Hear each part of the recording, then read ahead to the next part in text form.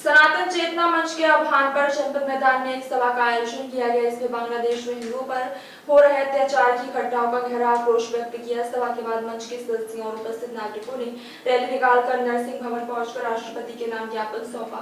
सभा में वक्ताओं ने बांग्लादेश में हिंदुओं के खिलाफ हो रही हिंसक घटनाओं की निंदा करते हुए इसे मानवाधिकारों का गंभीर उल्लंघन बताया। उन्होंने सरकार से इस मुद्दे पर कड़ा रुख अपनाने और अंतर्राष्ट्रीय स्तर पर इसे उठाने की मांग की। रैली में बड़ी संख्या में सनातन चेतना मंच के कार्यकर्ता और शहरवासी शामिल हुए। ज्ञापन में बांग्लादेश में हिंदू समुदाय की सुरक्षा सुनिश्चित करने, दोषियों के खिलाफ सख्त कार्रवाई की मांग की गई। कार्यक्रम में कैलाश सोनी, पूर्व राज्यसभा सांसद, पूर्व राज्य मंत्री सालन सिंह पटेल, कोटेगांव विधायक महेंद्र नागेश, विश्वनाथ सिंह पटेल विधायक, तेंदुखेड़ा पूर्व विधायक हाकम सिंह चढ़ार आदि कई लोग उपस्थित रहे। कोटेगांव से कंचेदी पटेल की रिपोर्ट। आगे हैं, सारी दुनिया देख रही है।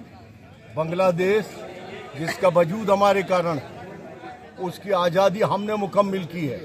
हमारा ताबीज बांध के जो मुल्क मुकम्मिल था, आज वहाँ चुनी हुई सरकार को अपदस्थ करके आतंकवादियों ने और अतिवादियों ने सुप्रीम कोर्ट को डिबार करके अपने सुप्रीम कोर्ट के जज को बिठा के अपने राष्ट्रपति यूनुस जैसे अनडेमोक्रेटिक और अतिवादी आदमी को राष्ट्रपति बना करके, और जिस तरह से नंगा नाच सारे अल्पसंख्यक वर्ग के साथ हो रहा है, आप सब देख रहे हैं कि चिन्मयानंद जी जो कभी वहां अकाल पड़ा तो करोड़ों लोगों को भोजन कराने वाली संस्था इस्कान के साथ क्या बर्ताव हो रहा है, वहां महिलाओं के साथ क्या बर्ताव हो रहा है, बच्चों के साथ क्या बर्ताव हो रहा है। पूरे हिंदुओं के मंदिर जो है तबाह किए जा रहे हैं, उनकी संपत्ति खुलेआम लूटी जा रही है। हम आपके माध्यम से मानव अधिकार आयोग, अंतर्राष्ट्रीय स्तर के उनसे कहना चाहते हैं, और अब संयुक्त राष्ट्र महासंघ को मध्यस्थता करना चाहिए और हिंदुस्तान की सरकार को कोई भी सीमा तक जाकर के और ये अत्याचार तत्काल रोकना चाहिए।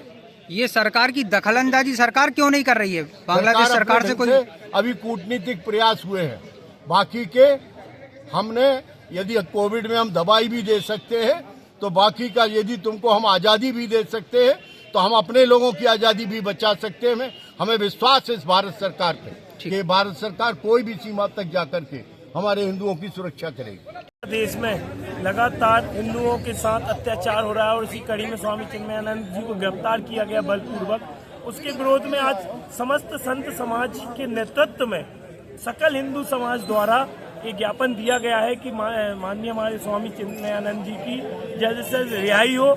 इस साथ ही साथ ये जो सब घटनाक्रम बांग्लादेश में हो रहा है, ये भारतवर्ष में रहने वाले हिंदुओं के लिए भी एक अलार्म के जैसा है। आज से 100 वर्ष पहले बांग्लादेश में जहाँ अत्याचार हो रहा है, हिंदुओं की धरती हुआ करती थी। ढाका, जिसका नाम ही ढाकेश्वरी देवी जी के नाम पर रखा गया है, वहाँ यदि आज हिंदुओं के साथ अत्याचार हो रहा है तो आने वाले 100 वर्षों में ये स्थिति कमोबेश भारत में भी बन सकती है। इस सब से हमको सजग रहना पड़ेगा और समस्त सकल हिंदू समाज को एक रहना पड़ेगा।